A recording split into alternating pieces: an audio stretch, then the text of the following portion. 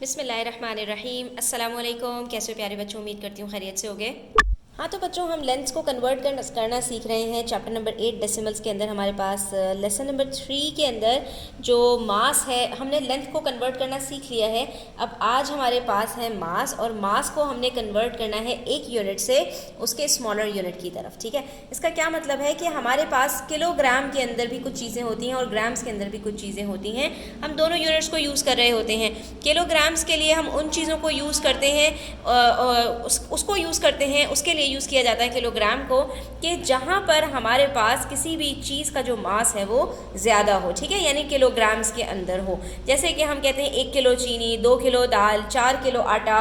ठीक है, तो इन सब के लिए हम क्या यूज़ कर रहे होते हैं, केजी। लेकिन अगर हमारे पास क्वांटिटी कम है और हम किसी छोटी चीज़ को मेजर करना चाह रहे हैं तो वहाँ पर हम ग्राम्स की बात करते हैं। ठीक है, तो अगर हमें किलोग्राम्स से ग्राम्स में जाना हो या ग्राम्स से किलोग्राम में आना हो तो हम इसको किस तरह से कर सकते हैं, आज हम इसी को सीखेंगे। पेज नंबर 184 के ऊपर वीडियो एंड तक देखिएगा, स्किप मत कीजिएगा, और वीडियो अच्छी लगा करे तो प्लीज़ लाइक कर दिया करें और एक प्यारा सा कमेंट कर दिया करें। इससे आपका कुछ नहीं जाता लेकिन हमें बहुत फ़ायदा हो जाता है। स्टार्ट करते हैं और देखते हैं कि इसके अंदर हमने क्या करना है। तो सबसे पहले आपने इस चीज़ को समझ लेना है कि 1 किलोग्राम के अंदर 1000 ग्राम्स होते हैं। यानी कि अगर मेरे पास कोई भी किलोग्राम दिया है, उसको मैंने सिंपली 1000 से मल्टीप्लाई कर दिया तो मेरे पास ग्राम्स आ जाएगा। ठीक है, जो भी क्वांटिटी आपके पास किलोग्राम में लिखी है आपने उसको 1000 से मल्टीप्लाई करना है और ग्राम्स आपको मिल जाएंगे। और अगर इसी का रिवर्स करना हो, यानी 1 ग्राम हो और आपको किलोग्राम में कन्वर्ट करना हो, तो सिंपल है स्टूडेंट्स, 1 ग्राम के अंदर हमारे पास 1/1000 किलोग्राम्स होते हैं। तो इसका मतलब है हमारे पास जितने भी यहाँ पर किलोग्राम्स होंगे हमने उसको डिवाइड कर देना है 1000 से, जितने भी हमारे पास ग्राम्स होंगे हम उसको 1000 से डिवाइड कर देंगे और हमारे पास किलोग्राम्स आ जाएगा। जैसे ये देखिए, हम स्टार्ट करते हैं और इसको क्वेश्चन की मदद से समझने की कोशिश करते हैं। जैसे कि यहाँ पर हमारे पास 0.09 किलोग्राम्स दिया हुआ है और हमने कहा कि अगर भाई ग्राम्स में हमें जाना है तो हम कैसे इसको कन्वर्ट कर सकते हैं। हमने कहा भाई जो भी आपके पास किलोग्राम्स है आप उसको 1000 से मल्टीप्लाई कर दीजिए। तो हमने कहा अच्छा 1000 से मल्टीप्लाई करना है, तो यहाँ पर तो हमारे पास होल नंबर नहीं है। तो हमने कहा कोई बात नहीं, इसने को आपने क्या करना है, जो भी आपके पास डेसिमल है इसको 3 डिजिट्स आप आगे लेकर चले जाएंगे और आपके पास ग्राम्स आ जाएंगे। जैसे यहाँ पर डेसिमल्स के बाद हमारे पास सिर्फ 2 डिजिट्स मौजूद हैं, एक डिजिट हम खुद से ऐड करेंगे तो ये हमारे पास बन जाएगा 0090 ग्राम्स, यानी 90 ग्राम्स। सिंपल, यानी 0.09 किलोग्राम बराबर हो जाएगा 90 ग्राम्स के। इसी तरह से यहाँ पर देखिए 2685 किलोग्राम्स है। जब हमने इसको 1000 से मल्टीप्लाई किया तो हमारे पास जो डेसिमल है वो 3 डिजिट्स आगे चला जाएगा। ये तो हमने डेसिमल में कई दफ़ा इस चीज़ को डिस्कस किया है कि जब भी किसी नंबर को 1000 से मल्टीप्लाई करते हैं तो उसका डेसिमल सिर्फ 3 डिजिट्स आगे मूव कर जाता है। अगर 3 डिजिट्स मौजूद हैं तो बहुत अच्छी बात है, तो ये आपके पास एज इट इज़ आ जाएगा। ठीक है, और अगर 3 डिजिट्स मौजूद नहीं है, जैसे कि क्वेश्चन नंबर 1 पार्ट ए में था, तो हमने वहाँ पर 0 को ऐड कर दिया। इसी तरह से यहाँ पर देखिए, यहाँ पर हमसे कह रहे हैं कि भाई अब की दफ़ा आपने किलोग्राम को किलोग्राम के बराबर रखना है और बाकी जितना आपके पास बच रहा है वो आपने ग्राम्स के अंदर कन्वर्ट कर देना है। तो हमने कहा अच्छा भाई जो किलोग्राम है उसको तो हमने कहा कि भाई जो डेसिमल से पहले वाली चीज़ है वो एज इट इज़ आपके पास किलोग्राम्स के अंदर आ जाएगी। लेकिन जब बात आएगी ग्राम्स की तो हम ग्राम्स कैसे पता लगाएंगे स्टूडेंट्स। तो हमें ये बात पता है कि 1 किलोग्राम के अंदर 1000 ग्राम्स होते हैं। इसका मतलब ये हुआ स्टूडेंट्स कि हमें 3 अदद डिजिट्स चाहिए अपने ग्राम्स को कंप्लीट करने के लिए। अब यहाँ पर डेसिमल के बाद हमारे पास क्योंकि 2 डिजिट्स हैं तो हम एक डिजिट अपनी मर्जी से यहाँ पर 0 ऐड करेंगे और हमारे पास यहाँ पर ग्राम्स आ जाएंगे। बस इस चीज़ का आपने ध्यान रखना है कि यहाँ पर डेसिमल के बाद आपको 3 डिजिट्स चाहिए तो वो आपके ग्राम्स में कन्वर्ट हो जाएंगे।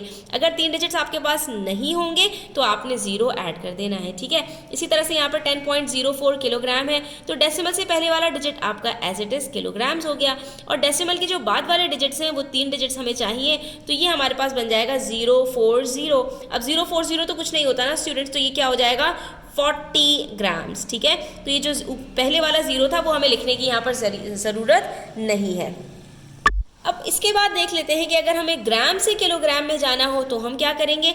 तो जो भी हमें क्वांटिटी दी हुई है उसको हमने 1000 से डिवाइड कर देना है, सिंपल। ग्राम से जब किलोग्राम में जाएंगे तो डिवाइड करेंगे और किलोग्राम से ग्राम में आएंगे तो मल्टीप्लाई करेंगे, ठीक है। तो अब यहाँ पर 1000 से डिवाइड करने का मतलब क्या है कि डेसिमल 3 डिजिट्स पीछे मूव कर जाएगा। यहाँ पर डेसिमल फॉरवर्ड मूव कर रहा था, नंबर हमारा बड़ा हो रहा था, यहाँ पर हमारा नंबर छोटा हो जाएगा, हमारा जो डेसिमल है वो पीछे की साइड पर आ जाएगा।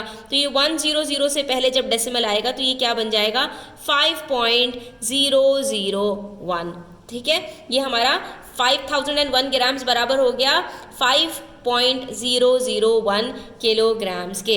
अगर आप वैसे भी देखें स्टूडेंट्स, अगर यहाँ पर मैं 1 की जगह 0 लगा दूँ तो ये मेरे पास क्या बन जाएगा 5000 ग्राम्स। और हमने ये बात पढ़ी है कि 1000 ग्राम बराबर होते हैं 1 किलोग्राम के। तो 5000 ग्राम बराबर होंगे कितने किलोग्राम के 5 किलोग्राम के। बाकी जो हमारे पास 001 दिया हुआ है वो तो सिर्फ ग्राम्स के अंदर आ रहा है, ठीक है। इसी तरह से यहाँ पर 4701 ग्राम्स है, इसको किलोग्राम में कन्वर्ट करना है, डेसिमल हमारा 3 डिजिट्स पीछे जाएगा और ये बन जाएगा 4.701। So simple. अब यहाँ पर स्टूडेंट्स हमारे पास किलोग्राम भी है और ग्राम भी, हमें इसको सिर्फ किलोग्राम्स के अंदर कन्वर्ट करना है। तो ऐसी सूरत में स्टूडेंट्स आसान बात ये होती है कि जो किलोग्राम लिखा हुआ है वो आप लिखिए और उसके साथ डेसिमल लगा दीजिए। उसके बाद आपको 3 अदद डिजिट्स चाहिए। आपने देखना ये है कि आपके पास 3 डिजिट्स मौजूद हैं ग्राम्स के, तो ठीक है, आपने इनको एज इट इज़ लिख देना है। लेकिन अगर आपके पास 3 डिजिट्स मौजूद नहीं है, जैसे कि यहाँ पर आपके पास सिर्फ 61 है, तो आपने किलोग्राम को तो एज इट इज़ लिख दिया 3 पॉइंट। लेकिन अब क्या करेंगे, क्या अब आप जो है वो इसको लिख पाएंगे एज इट इज़? नहीं, अब आपको एक 0 लगाना पड़ेगा। लेकिन अब इसके अंदर कन्फ्यूजन ये है कि हम इसके अंदर 0 1 के बाद लगाएंगे या 6 से पहले लगाएंगे। तो स्टूडेंट्स यहाँ पर हमने जो 0 लगाना है वो 6 से पहले लगाना है, क्योंकि ये हमारे पास 61 ग्राम्स है स्टूडेंट्स। अगर हम 0 बाद में लगा देंगे स्टूडेंट्स तो वो क्या बन जाएगा 610 ग्राम्स, जबकि ये सिर्फ हमारे पास कितना है 61 ग्राम्स। और आप यहाँ पर देख सकते हैं कि ये हमारे पास यहाँ पर यही बन रहा है 3.061 किलोग्राम्स। तो इस चीज़ का आपने यहाँ पर ध्यान रखना है कि जब आप डेसिमल वाले नंबर से किलोग्राम और ग्राम्स के अंदर कन्वर्ट करेंगे तो यहाँ पर अगर आपके पास 1 या 2 डिजिट्स हैं तो 0 आप बाद में लगाएंगे। क्यों? क्योंकि अगर आप यहाँ पर 75 से पहले 0 लगा दें फॉर एग्जाम्पल, तो ये क्या बनेगा आपके पास 075। और हमें पता है कि होल नंबर के अंदर 0 की शुरू में कोई वैल्यू होती नहीं है, इसलिए इस चीज़ को आपको याद रखने की कोई ज़रूरत नहीं है कि 0 कहाँ पर लगेगा। बस आपने कॉमन सेंस थोड़ा सा लगा लेना है स्टूडेंट्स कि अगर यहाँ पर 2 डिजिट्स हैं डेसिमल के बाद तो 0 कहाँ लगना चाहिए, आखिर में, ठीक है। जैसे कि यहाँ पर हमारे पास था, यहाँ पर डेसिमल से पहले हमारे पास एक 0 था और डेसिमल के बाद हमें एक 0 लगाना था, तो हमने कौन सा वाला 0 लगाया, हमने डेसिमल के बाद वाला 0 लगाया। वही बात कि यहाँ पर डेसिमल से पहले 0 लगाने की कोई ज़रूरत ही नहीं है।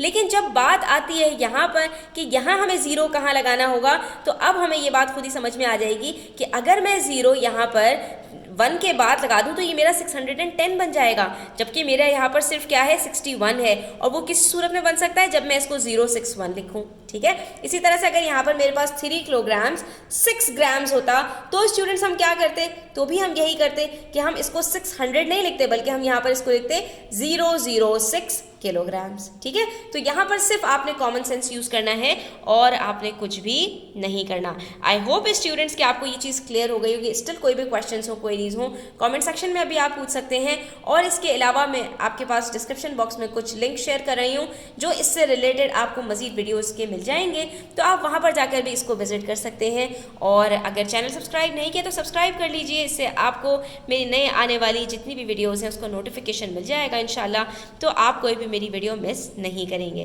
तो आज के लिए इतना ही और अपना ख्याल रखिएगा। अल्लाह हाफ़िज़।